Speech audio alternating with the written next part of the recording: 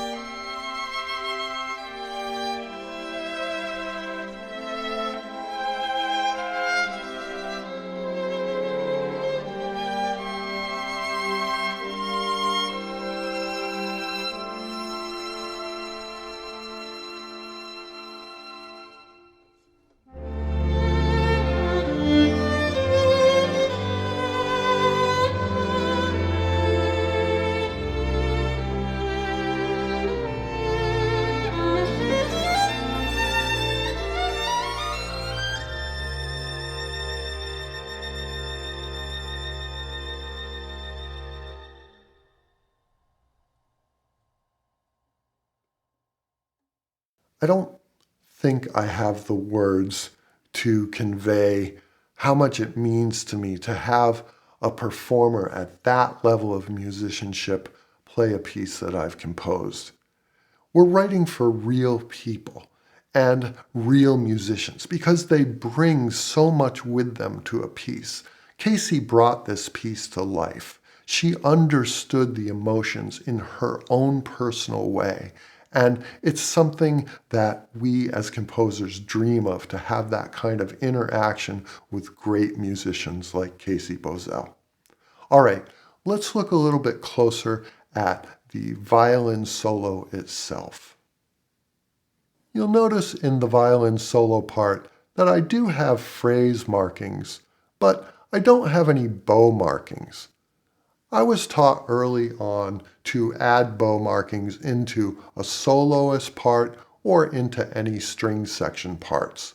But I found over time that either the concertmaster or the principals of a section would occasionally change those bow markings.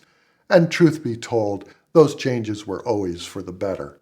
So common practice now is to leave the bow markings out, to just use phrase markings, unless there's something very specific that you want, like say a series of accented down bows. One of the things I like to do at the end of a session is collect the parts and see what kind of markings the players have left. Here you can see that Casey marked this as an up bow. Here we have a down bow. Here we have an up bow followed immediately by a down bow, and so on through the piece. And what she's doing is putting in bow markings to help her best achieve the phrasing. Because she's a soloist, there's a lot more leeway in that phrasing than if, say, she were a section player. Here on this grace note, she's marked it before, and that's one of the few technical discussions we had about the piece. I just wanted to make sure that that grace note came before the beat. If we look down farther, we can see some fingerings that she's marked here, and then this abbreviation, flaut, F-L-A-U-T, which stands for flautando. And flautando means to play flute-like. The way that that sound is achieved is by moving the bow quickly with a very light pressure and playing it over the fingerboard. In the end, she didn't play a literal flautando bowing on that final note, but she did use a very light bow pressure, and it added this sense of trembling to that final note, which I think works absolutely perfectly with the ideas behind the piece. Let's listen to that. I'll just back up a little bit here.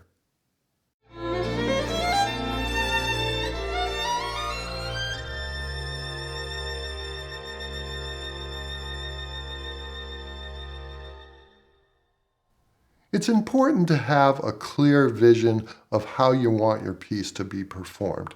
And it's equally important to be willing to listen to the performer and their ideas. They have a very unique understanding of their instrument, and their ideas often can only make your piece better. Okay, let's look at what the rest of the orchestra is playing here. You'll notice that we have a lighter complement of players than our other pieces. Here we have our woodwinds, but no brass or percussion, a harp, our violin soloist, and a string section. The orchestration of our string section sits in a range below that of our violin soloist and allows that soloist to cut through. There are many different ways to approach leaving space for that violin soloist. We could have had high strings playing above the violin soloist, or low strings below, or a combination of the two, as long as we leave the range of the soloist pretty free from encroachment of other instruments. The woodwinds are essentially doubling the string parts. Our bassoons are doubling the bass and cello, our bass clarinet is doubling the viola, and our clarinets are doubling violin 1 and violin 2.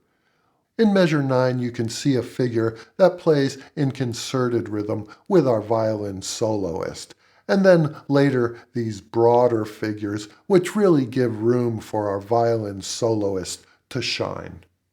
Later on, our oboe 2 and English horn enter with these very important lines, and then here in bar 17, our oboe 1 enters, and there's a marked shift in color as the orchestration thins.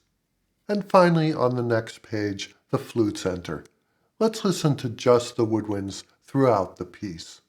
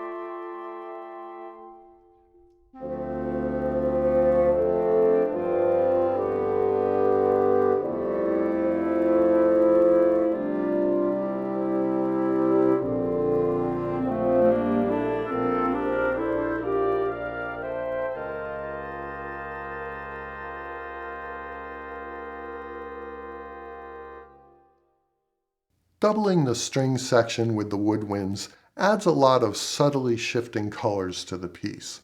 When we double the violins 1 and 2 with the clarinets, we add a certain kind of roundness and warmth to the sound, whereas when we double the violins 1 with the oboe, we add a kind of brightness and focus to the sound that brings the line forward. Same with the English horn doubling the violins 2 and viola line. Using woodwinds in this manner is a really good way to break away from that sometimes homogeneous sound of the string section. I want to thank everybody who's been following along with this series. It's really been a joy to do, and I hope that you've gotten something out of it for your own compositions. I want to thank Casey for her incredible performance of this piece.